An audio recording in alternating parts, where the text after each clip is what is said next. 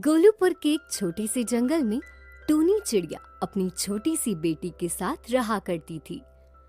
Tony चिड़िया के पति की मौत हो गई थी, जिस वजह से बेचारी टोनी चिड़िया को कुछ समझ में नहीं आ रहा था कि वो अपनी बेटी का ख्याल कैसे रखे। ऐसे ही एक दिन टोनी अपनी बेटी से कहती है, अरे मेरी प्यारी बेटी गोपी, अब तुम्हारे पापा नहीं रहे, इसलिए हमें ये जंगल छोड़कर कहीं और जाना पड़ेगा, क्योंकि इस जंगल में कुछ भी काम करने को नहीं है। और ऐसे ही अगले दिन टोनी चिड़िया अपनी बेटी के साथ अपनी बहन के पास काम मांगने के लिए जाती है। टोनी की बहन मोनी टोनी से कहती है, अरे बहन, मुझे ये बात सुनकर बहुत ही दुख हुआ कि तुम्हारे पति की मौत हो गई और तुम्हारी एक छोटी सी बेटी भी है। बोलो, मैं तुम्हारी क्या मदद कर सकती हूँ टोनी बहन? तभी टोनी अपनी बहन मोनी से कहती है, अरे हाँ बहन, मेरे पति की मौत शिकारी की वजह से हुई है, लेकिन हम क्या कर सकते हैं? अब मुझे मेरी बेटी का भी ख्याल रखना है और इसे पढ़ाना लिखाना है, लेकिन हमारे जंगल में तो कोई काम नहीं मिल रहा, इसलिए मैं तुम्हारे पास आई हूँ। क्या तुम्हारे पास कुछ काम करने को है जिससे मेरा और मेरी बेटी का गुजारा हो पाए? तभी मोनी चिड़िया अपनी बहन टोनी चिड़िया को कहती है, अरे हाँ बहन, मेरे पास एक काम है। मेरी एक सहेली है जिसको काम करने वाली कोई चाहिए, इसलिए मैं तुम्हें उसके पास ले जाती हूँ ताकि तुम्हें कोई काम मिल सके। तभी टोनी चिड़िया अपनी बहन मोनी चिड़िया को कहती है, अरे वाह बहन, ये तो बहुत ही अच्छी बात है। अच्छा हुआ मैं तुम्हारे पास आ गई। चलो फिर चलते हैं तुम्हारी सहेली के पास। और ऐसे ही टोनी चिड़िया खुशी खुशी मोनी चिड़िया के साथ मोनी चिड़िया की सहेली के घर पहुंच जाते हैं। मोनी चिड़िया अपनी सहेली से कहती है, अरे मोहन काली कौवी, ये मेरी बहन टोनी है, इसको काम चाहिए था। क्या तुम इसे काम दे सकती हो? ये मेरी सगी बहन है और ये बहुत ही अच्छा काम करेगी, तुम चिंता मत करना, और ये बहुत ही भरोसे लायक है। तभी मोनी चिड़िया की सहेली काली कौवी कहती है, अरे वाह, ये तो बहुत ही अच्छी बात है। मुझे ऐसे ही काम वाली चाहिए थी। तुम्हारे कहने पे इसे काम पे रख लेती हूँ। और ऐसे ही टोनी चिड़िया को काम मिल जाता है। टोनी चिड़िया की मालकिन काली कौवी बहुत ही अच्छी थी, जो टोनी चिड़िया का बहुत ही अच्छे से ख्याल रखती थी, क्योंकि उसे पता चला कि उसका पति नहीं था, जिस वजह से काली कौवी टोनी को काम के बहुत अच्छे पैसे दिया करती थी। इस वजह से टोनी चिड़िया भी बहुत खुश थी। लेकिन काली कौवी का बेटा कालू कौवा बहुत ही बुरा लड़का था। वो छोटा था, लेकिन बहुत बड़ी बड़ी शैतानी किया करता था। एक दिन टोनी चिड़िया अपनी बेटी गोपी को लेकर काली कौवी के घर पर आती है। तभी काली कौवी टोनी चिड़िया से कहती है, अरे क्या बात है टोनी चिड़िया, और तुम्हारी बेटी को लेकर काम पर आई हो? तुम्हारी बेटी को स्कूल में भेजो। तभी टोनी चिड़िया अपनी मालकिन काली कौवी को कहती है, मालकिन, आज मेरी बेटी गोपी की स्कूल की छुट्टी है, तो ये कह रही थी कि मुझे आपके साथ आना है, इसलिए मैं इसको अपने साथ लाई हूँ। तभी काली कौवी का बेटा भी आता है, कालू कौवा, जो बहुत ही शैतान था। और ऐसे ही टोनी चिड़िया अपना काम करने लगती है और काली कौवी भी आराम करने लगती है। तभी काली कौवी का बेटा चुपके से काली कौवी का बहुत सारा पैसा चुराकर कहीं दूर जाकर रख कर आता है और जोर जोर से कहने लगता है, अरे माँ जल्दी आओ, अरे माँ जल्दी आओ जल्दी आओ, इस टोनी चिड़िया की बेटी ने हमारा पैसा चुरा लिया। देखो, हमारे पास जो पैसा था टोनी की बेटी ने चुरा लिया। देखो माँ देखो। और ऐसे ही इस बात पर काली कौवी बहुत गुस्सा होती है और टोनी चिड़िया को काम से बाहर निकाल देती है। धीरे धीरे दिन बीतते हैं। एक दिन जब टोनी चिड़िया की बेटी गोपी कहीं पर जा रही होती है, उसे कालू कौवे की आवाज सुनाई देती है, जो जोर जोर से चिल्ला रहा होता है, अरे बचाओ, कोई मेरी मदद करो, अरे बचाओ, मेरी मदद करो। और वैसे ही गोपी चिड़िया कालू कौवे की मदद करती है। और वैसे ही गोपी चिड़िया और कालू कौवा गोपी चिड़िया से माफी मांगता है और कालू कौवा गोपी चिड़िया को लेकर अपनी माँ के पास आता है और अपनी माँ काली कौवी से कहता है, अरे माँ, मुझे माफ कर दो। मेरी वजह से गोपी चिड़िया की माँ टोनी चिड़िया को काम से निकालना पड़ा। बल्कि गलती उनकी नहीं थी, गलती मेरी थी। मैंने चुपके से सारे पैसे लेकर कहीं छुपा दिए थे और आरोप इन दोनों पर लगा दिया था। लेकिन इन दोनों की भी कोई गलती नहीं है। बल्कि आज तो गोपी चिड़िया ने मेरी मदद की। मैं कहीं पर जा रहा था और अचानक चील ने मुझ पर हमला कर दिया था और मैं घायल होकर जंगल में गिर गया था। तब किसी और ने मेरी मदद नहीं की, बल्कि इस गोपी चिड़िया ने मेरी मदद की। इसलिए माँ, इन दोनों को फिर से काम पे रख लो। और ऐसे ही काली कौवी बहुत ही खुश होती है और काली कौवी टोनी चिड़िया को फिर से काम पर रख लेती है और गोपी चिड़िया का सारा पढ़ाई का खर्च काली कौवी उठाती है। तो दोस्तों, आपको हमारी प्यार भरी कहानी कैसी लगी? जल्दी से कमेंट करें और वीडियो को लाइक और चैनल को सब्सक्राइब जरूर कीजिएगा।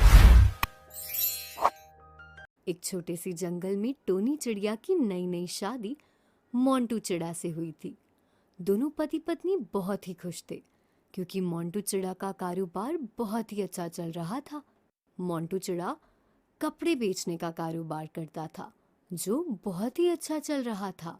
तभी एक दिन मोंटू चिड़ा अपनी पत्नी टोनी चिड़िया से कहता है, अरे सुन रही है टोनी, आजकल हमारा कारोबार बहुत ही अच्छा चल रहा है। क्या तुम्हें कहीं घूमने जाना है तो मैं तुम्हें ले चलूंगा। तभी टोनी चिड़िया अपने पति मोंटू चिड़ा से कहती है, अरे नहीं जी, अभी आपका कारोबार बहुत ही अच्छा चल रहा है, इसलिए आप अपना कारोबार संभालिए। हम घूमने के लिए तो गर्मियों में जाएंगे, अभी आप हमारे कारोबार पर ध्यान दीजिए।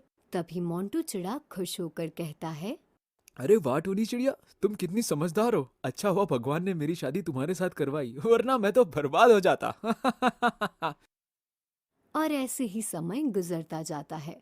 दोनों पति पत्नी बहुत ही खुशी खुशी से रहा करते थे, लेकिन उनकी ये खुशी ज्यादा दिनों तक नहीं चली। जंगल में कोरोना नाम का एक जानलेवा वायरस आ गया, जिस वजह से मोंटू चिड़ा का कारोबार बंद हो गया। जो भी पैसा मोंटू चिड़ा अपने कारोबार से कमाता था, वो सारा का सारा पैसा आना बंद हो गया, जिस वजह से दिन प्रतिदिन टोनी चिड़िया और मोंटू चिड़ा गरीब होने लगे। वो दोनों बहुत गरीब हो रहे थे, उनकी परिस्थिति बहुत ही बिगड़ रही थी। लेकिन इन सब में एक परिवार बहुत ही खुश था। टोनी चिड़िया के पास में ही रहते थे कालू कौवा और काली कौवी। वो दोनों बहुत ही खुश थे क्योंकि वो दोनों टोनी के परिवार से बहुत जला करते थे। इस वजह से दोनों बात कर रहे होते हैं।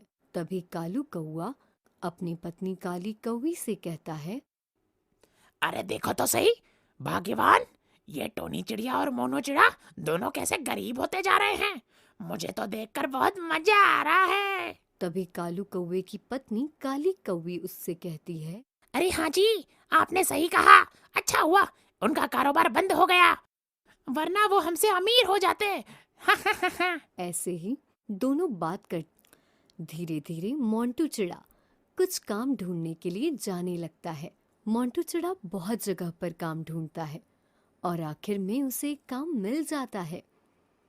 उसे चील के खेतों में बहुत अच्छा काम मिल गया था। ये खुशखबरी लेकर मोंटू चिड़ा अपने घर पर आता है और अपनी पत्नी को कहता है, अरे टोनी के बाद अब मुझे काम मिला है। मुझे चील के खेतों में काम करना पड़ेगा, लेकिन चील बहुत ही अच्छा है।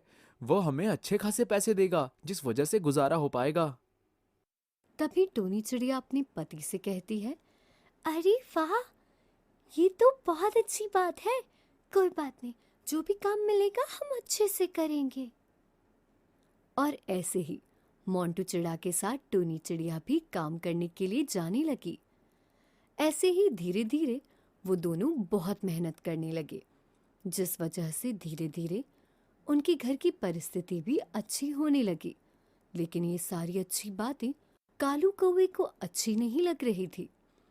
कालू कौवा अपने मन में सोचता है और कहता है, अरे नहीं नहीं, इन दोनों का कुछ तो करना पड़ेगा, वरना ये पहले जैसे हो जाएंगे, जो मुझे बिल्कुल पसंद नहीं आता। चलो कुछ करता हूँ।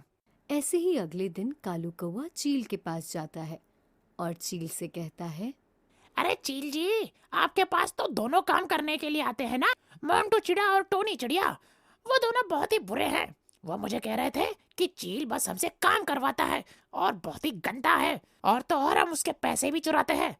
ऐसा मुझे वो टोनी चिड़िया और मोंटू चिड़िया ने कहा। और कालू कौवे की सारी बात सुनकर चील को बहुत गुस्सा आता है। और अगले दिन जैसे ही दोनों काम करने के लिए आते हैं तो चील उनको काम से निकाल देता है। दोनों चील से बहुत पूछते हैं क्या हुआ, लेकिन चील उनकी बातों का कोई भी जवाब नहीं देता और उनको काम से बाहर निकाल देता है। और ऐसे ही दोनों घर पर आते हैं। दोनों बहुत ही ज्यादा परेशान होते हैं। तभी मोनू चिड़ा कहता है, अरे क्या हुआ सेठ जी को, अचानक हमें काम से बाहर क्यों निकाल दिया? मुझे कुछ समझ नहीं आ रहा है, क्या हुआ होगा? तभी टोनी चिड़िया अपने पति से कहती है, कोई बात नहीं जी, जो हुआ सो हुआ, उसे भूल जाइए और कल से आप फिर से नया काम ढूंढिए ताकि हमें खाने को कुछ मिल सके। उन दोनों की हालत देखकर कालू कौवा और काली कौवी, उनको इनकी परिस्थिति देखकर बहुत ही मजा आ रहा था। और ऐसे ही अगले दिन मोंटू चिड़ा काम ढूंढने के लिए चला जाता है और मोंटू चिड़ा का पीछा कालू कौवा करने लगता है। मोंटू चिड़ा बहुत ही मेहनत करके काम ढूंढ रहा होता है। तब मोंटू चिड़ा गोलू कबूतर के पास जाता है और गोलू कबूतर के पास जाकर काम मांगता है और दोनों बात करते हैं। ये सारी बातें कालू कौवा भी सुन रहा होता है और ऐसे ही गोलू कबूतर मोंटू चिड़ा को काम दे देता है और मोंटू चिड़ा वहां से चला जाता है। जैसे ही मोंटू चिड़ा वहां से जाता है तभी कालू कौवा आता है और गोलू कबूतर से कहता है, अरे गोलू भैया, इस मोंटू चिड़िया को काम मत देना, वो बिल्कुल भी अच्छा नहीं है, बल्कि वो तो एक नंबर का चोर है, चोर। सच में मैं तो आपको ये कह रहा हूँ, बाकी आपकी मर्जी। और ऐसे ही इतना कहकर कालू कौवा वहां से चला जाता है और गोलू कबूतर थोड़ा सा सोचता है और गोलू कबूतर को पता होता है कि मोंटू चिड़ा बहुत ही अच्छा पक्षी है। इसलिए गोलू कबूतर चील के पास जाता है और जाकर चील से कहता है, चील भैया, क्या आप बता सकते हैं कि आपने मोंटू चिड़ा और टोनी चिड़िया को काम से क्यों निकाला था? तभी चील गोलू कबूतर से कहता है, क्यों नहीं गोलू कबूतर भाई, मेरे पास कालू कौवा आया था। वो कह रहा था कि टोनी चिड़िया और उसका पति दोनों आपके बारे में बहुत ही गलत गलत बातें कहते हैं। इस वजह से मुझे गुस्सा आ गया और मैंने उन दोनों को काम से निकाल दिया। तभी गोलू कबूतर चील को समझाते हुए कहता है, अरे भैया, मुझे लगता है ये कालू कौवा बहुत ही बुरा है। बेचारी टोनी चिड़िया और मोनू चिड़ा को काम करने नहीं दे रहा। इसको सबक सिखाना पड़ेगा। मेरे पास भी वो आया था और कह रहा था कि टोनी चिड़िया और उसका पति ही दोनों चोर है, जबकि मैं उसे कब से जानता हूँ। उसका बहुत ही अच्छा कारोबार था और बहुत ही अच्छा पक्षी है। अब इस कालू कौवे को सबक सिखाना पड़ेगा। और ऐसे ही अगले दिन कालू कौवे को चील और कबूतर मिलकर बहुत मारते पीटते हैं और उसको सबक सिखाते हैं। दूसरी तरफ मोनू चिड़े का कारोबार फिर से शुरू हो गया था क्योंकि कोरोना वायरस चला गया था। जिससे मोनू चिड़ा और टोनी चिड़िया दोनों बहुत ही खुशी खुशी रहने लगे और कालू कौवे को भी सबक मिल गया। तो दोस्तों, कैसी लगी आपको हमारी कहानी? जल्दी से कमेंट करें और वीडियो को लाइक और चैनल को सब्सक्राइब करें।